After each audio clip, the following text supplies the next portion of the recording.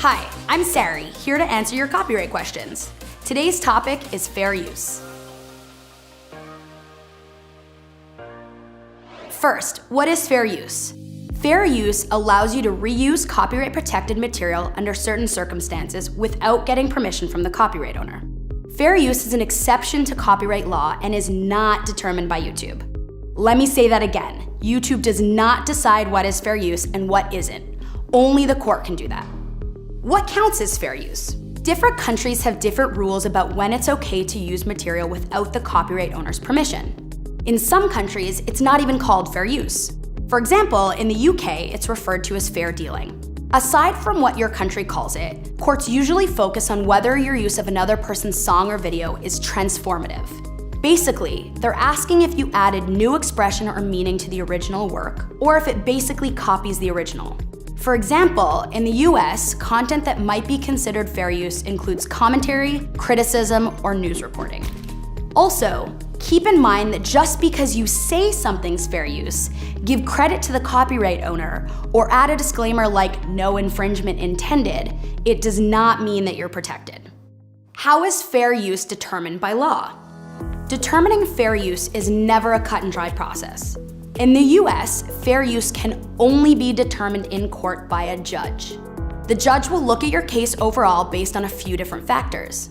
Here are a few things to keep in mind based on what the courts look at. You're less likely to qualify for fair use if your video merely copies someone else's and adds nothing else, if you're trying to monetize your video, if you're using fictional copyrighted material rather than factual material, if you borrowed a large amount of material rather than a small portion, if the main focus of your video is the copyright-protected material, or if your use of the material harms the copyright owner's ability to profit from their original work.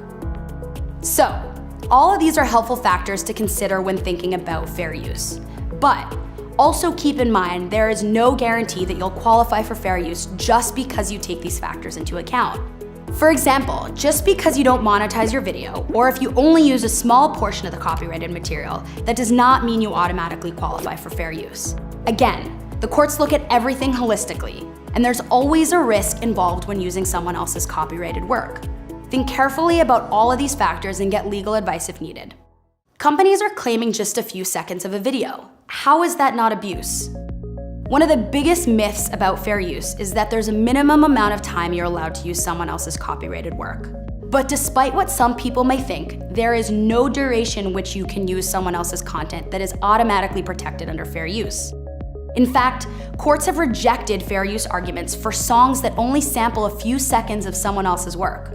So if you're using any amount of content that you don't own, even a few seconds, you're taking a risk of receiving a claim or a takedown.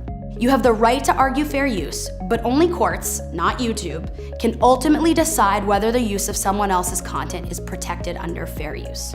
Because of this, our approach has been to empower creators to remove claimed content whenever possible if they feel that it isn't adding significant value to their video.